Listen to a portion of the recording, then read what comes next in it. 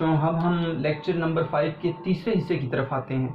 پہلے حصے میں ہم نے متن کی تشریح کے اندر لکھے جانے والے کچھ چیزوں کو ہم نے دیکھ لیا کہ ایک تو قرآن کی آیت کا مفہوم ہم نے بیان کر دیا، کچھ اشعار ہم نے دیکھ لیے جو اس سبق کے ساتھ ملتے ہیں، وہ انتہائی اہم تھا، آپ کو متن کی تشریح میں کام آئیں گے۔ دوسرا، ہم نے صفحہ نمبر 9 سوال نمبر 4 کو، مشقی سوال کو ہم نے حل کر لیا، اور یہ مشقی سوالات آپ کو نظر آ رہا ہوگا کہ ہم انشاءاللہ سبق کے ساتھ ساتھ کریں گے۔ یہ نہیں ہے کہ ہم پورا سبق پڑھ لیں اور پھر مشقی سوال آپ نوٹ سے کاپی کریں اور نوٹ سے آپ نقل کر کے آپ دیکھ کر لکھیں، بلکہ سبق کے ساتھ ساتھ ہم تمام مشقی سوالات کو دیکھ لیں گے۔ کچھ گرامر کے سوال ہوں گے وہ رہ جائیں گے، وہ آخر میں ہم دیکھیں گے، لیکن کوشش کریں گے کہ تمام سبق کے مشقی سوالات ہم ساتھ ساتھ حل کریں۔ تو اس سبق کا سوال نمبر 4 مرکزی خیال ہم نے حل کر دیا۔ سوال نمبر 5 صفحہ نمبر 9 کے اوپر ہے، سبق کا خلاصہ تحریر کریں۔ تو خلاصے کا سوال بھی جو ہے وہ آپ کے اس سے مشقی سوال کے اندر موجود ہے۔ تو اس تیسرے حصے میں اس لیکچر کے ہم یہ دیکھیں گے کہ آیا کہ اس سبق کا خلاصہ کیا ہے۔ سبق کا خلاصہ کیا ہوتا ہے؟ مرکزی خیال تو پورے سبق کا نچوڑ ہوتا ہے، 3 سے 4 یا 5 ایسے جملے جو آپ کو لکھنے پڑتے ہیں پورے سبق میں، خواہ وہ سبق 7 صفحات پر مشتمل ہو، 8 صفحات پر مشتمل ہو، لیکن وہ خاص نقطہ، وہ خاص بات آپ کو لکھنی پڑتی ہے جو پورے سبق کے اندر کوئی بھی مصنف جو ہے وہ بیان کرتا ہے۔ اس لیے مرکزی خیال جو ہوتا ہے وہ 5-6 جو ہے وہ لائنز کا، سطور کا ہوتا ہے، وہ 6 لائن سے 7 لائن سے زیادہ نہیں ہونا چاہیے۔ خلاصہ کیا ہوتا ہے؟ دیکھیں، پنجاب بورڈ کے اندر باقاعدہ ایک سوال آتا ہے تلخیص نگاری کا، خلاصہ لکھنے کا۔ وہ سبق کا، کسی بھی سبق کا خلاصہ وہ باقاعدہ ایک سوال دے دیتے ہیں کہ اس سبق کا خلاصہ تحریر کریں۔ سبق کا خلاصہ کیونکہ بڑا ہوتا ہے، اقتباس بورڈ کے اندر سبق کا خلاصہ نہیں آتا، کم آتا ہے، نظم کے خلاصے آ جاتے ہیں کیونکہ نظم کا خلاصہ چھوٹا ہوتا ہے۔ تو لیکن یہاں پر کیونکہ سوال ہے، ہمیں آج یہ پتہ چل جائے گا کہ ہم کسی بھی سبق کا اگر خلاصہ لکھنا چاہیں تو ہم کیسے لکھیں گے۔ ایک تو یہ ہے کہ سبق کا خلاصہ کتنا ہونا چاہیے، تو آسان بات میں آپ کو سمجھاتا ہوں، وہ یہ ہے کہ سبق کا خلاصہ 1/3 ہونا چاہیے، تیسرا حصہ۔ مثال کے طور پر اگر آپ کو 210 الفاظ پورے سبق میں ملتے ہیں تو آپ اس کو 3 سے ڈیوائڈ کریں تو آپ کو پتہ چل جائے گا، آپ 70 الفاظ لکھیں گے، 70 الفاظ لکھ کر آپ نے خلاصہ لکھنا ہے۔ اگر آپ کو 6 صفحات ملتے ہیں، ٹھیک ہے، تو آپ نے 2 صفحات لکھنے ہیں۔ اگر آپ کو 3 صفحات ملتے ہیں تو آپ نے 1 صفحہ لکھنا ہے، اور اگر آپ کو 9 صفحات ملتے ہیں تو آپ نے 3 صفحات لکھنے ہیں۔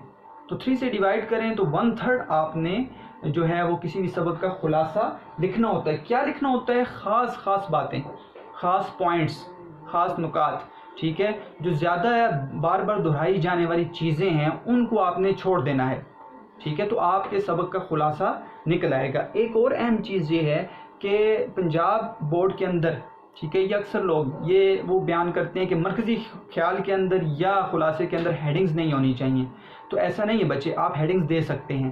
میں اپنے اسٹوڈنٹس کو ہمیشہ ہیڈنگز کے ساتھ یہ سوال کرواتا ہوں، خواہ وہ نظم کا ہے یا سبق کا مرکزی خیال ہے یا خلاصہ ہے، اس سے آسانی ہو جاتی ہے کہ بچہ آسانی سے سمجھ جاتا ہے۔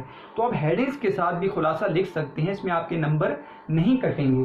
تو خلاصہ ہم دیکھتے ہیں وہ کون سی خاص ہیڈنگز ہیں کہ جو اس سبق کے اندر ہیں، جس سے ہمیں سبق کی سمجھ آ جائے گی کہ پورے کے پورے سبق کے اندر سر سید احمد خان نے اپنی مدد آپ کے اندر کیا کہا ہے۔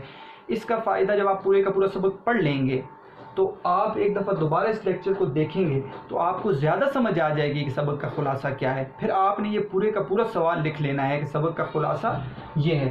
پہلی بات آپ کو میں دوبارہ بتاتا ہوں، یہ بہت اہم ہے، آپ نے ہر سوال کے اوپر یہ چیز لکھنی ہے اور ہر سبق کے اندر یہ چیز آئے گی۔ 4 چیزیں جو بیان کی جائیں گی: سبق، مصنف، صنف، ماخذ، ٹھیک ہے۔ مقالات سر سید میں شامل مضمون اپنی مدد آپ میں سر سید احمد خان نے کسی بھی قوم کی ترقی کا راز اپنی مدد آپ بتایا ہے کہ قوم تب تک ترقی نہیں کر سکتی جب تک اپنی مدد آپ پر عمل نہیں کرے گی۔ خلاصہ دیکھتے ہیں۔ سب سے پہلے جو پہلی بات سر سید احمد خان نے اپنے سبق اپنی مدد آپ میں بتائی ہے وہ ہے ایک آزمودہ مقولہ، ٹھیک ہے۔ مشکل الفاظ کے معنی جب ہم سبق کو پڑھیں گے، ہم ایک ایک چیز کو حل کریں گے، اس میں سوال کو حل کریں گے، اس وقت حل کر دیں گے۔ ابھی آپ کو مختصر میں بتا دیتا ہوں، آزمودہ، آزمایا ہوا مقولہ بات، یہ خاص بات اور آزمائی ہوئی بات کیا ہے۔ جو نچوڑ ہے کہ کوئی بھی قوم جب ترقی کر جاتی ہے اس کو دیکھا جاتا ہے وہ ترقی کیسے کر گئی.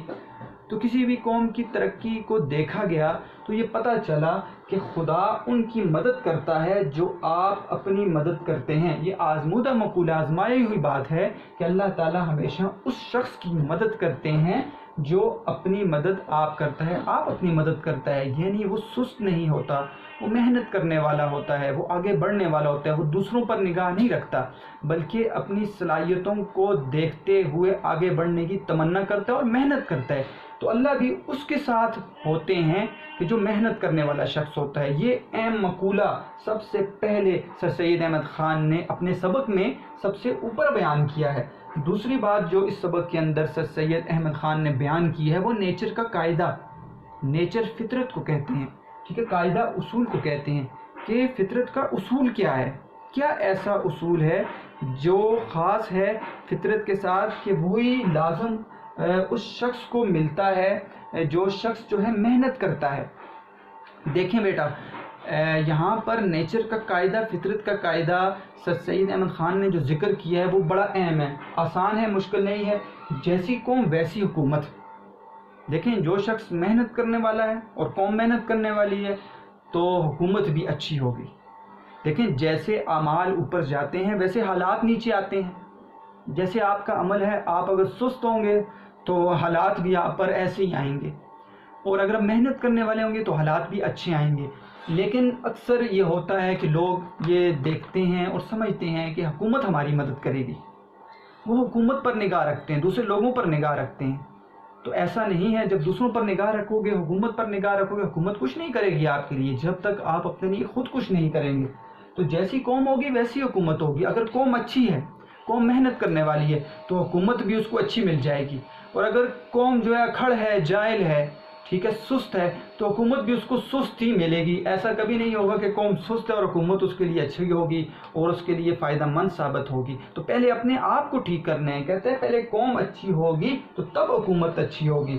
اگر اچھی قوم ہوگی اور حکومت جو ہے وہ اچھی نہیں ہوگی تو اچھی قوم جو ہے وہ خراب حکومت کو اپنے ساتھ لے آئے گی اور وہ حکومت بھی اچھی ہو جائے گی. یہ اچھی قوم کا فائدہ ہے. لیکن دوسری طرف نقصان دیکھیں کہ حکومت سست ہے، حکومت جو ہے وہ اچھی ہے اور قوم سست ہے. قوم سست ہے، حکومت اچھی ہے، تو قوم کی سستی کو دیکھتے ہوئے حکومت بھی جو ہے وہ سست ہو جاتی ہے، وہ کبھی بھی اچھی نہیں رہتی. تو نیچر کا قاعدہ سر سید احمد خان نے ذکر کر دیا کہ جیسی قوم ہوتی ہے ویسی ہی حکومت ہوتی ہے. تیسری اہم چیز جو سبق کے اندر سر سید احمد خان نے بیان کی ہے وہ ہے قومی ترقی کا مجموعہ. کون سی ایسی چیزیں ہیں جن کو آپ جمع کریں تو قوم ترقی کرے گی. 4 چیزوں کو بتایا ہے. 4 چیزیں کر لے قوم تو قوم ترقی کرے گی. پہلی چیز شخصی محنت. ہر شخص قوم کے اندر محنت کرنے والا بن جائے. شخصی عزت. ہر شخص دوسروں کی عزت کرنے والا اور اپنی عزت کا خیال کرنے والا بن جائے. تیسری چیز شخصی ایمانداری. ہر شخص ایماندار بن جائے. شخصی ہمدردی نمبر 4 پہ بہت ضروری ہے. ہر شخص کے اندر ہمدردی کا جذبہ ہو، دوسروں کا خیال کرنے کا جذبہ ہو. 4 چیزیں جب کسی بھی قوم کے اندر، ہر فرد کے اندر پائی جائیں گی تو قوم ترقی کرے گی. تو قومی ترقی کا مجموعہ 4 چیزوں کے اندر سر سید احمد خان نے بیان کیا ہے. شخصی محنت، شخصی عزت، شخصی ایمانداری اور شخصی ہمدردی. اس کے برعکس نمبر 4 پوائنٹ بڑا اہم ہے، قومی تنزلی کا مجموعہ. کہ قوم گر کب جائے گی، قوم ترقی نہیں کرے گی، قوم تنزلی کا شکار ہو جائے گی. وہ اس کے برعکس 4 چیزیں ہیں. وہ کیا ہے جی؟ جب قوم کے اندر سستی آ جائے گی، ہر شخص سست ہو جائے گا. جب قوم کے اندر بے عزتی والی صفت آ جائے گی، وہ کسی کی عزت نہیں کرے گا، وہ اپنی عزت کا خیال نہیں رکھے گا. قوم کے اندر بے ایمانی آ جائے گی، ایماندار نہیں ہوں گے. خود غرضی آ جائے گی نمبر 4 پر. خود غرضی سے مراد کیا ہے کہ اپنا خیال کرے گا. خود غرض انسان اپنا خیال کرتا ہے، وہ دوسروں کا خیال نہیں کرتا. تو اس کے اندر خود غرضی ہوگی، اپنی فکر ہوگی. تو ایسی 4 چیزیں جب قوم کے اندر آ جائیں گی تو قوم ترقی نہیں کرے گی بلکہ قوم تنزلی کا شکار ہو جائے گی، قوم گر جائے گی. کون سی چیزیں ہیں؟ شخصی سستی، شخصی بے عزتی، شخصی بے ایمانی اور شخصی خود غرضی کسی بھی قوم کے اندر آ گئی تو قوم تنزلی کا شکار ہو جائے گی. اگلی بات، بڑی اہم بات سر سید احمد خان نے یہاں پر سبق میں کی ہے، اصل غلام. دیکھیں بیٹا، غلام کی تعریف کیا ہے. غلام کی تعریف اگر ہم دیکھتے ہیں، کسی سے پوچھ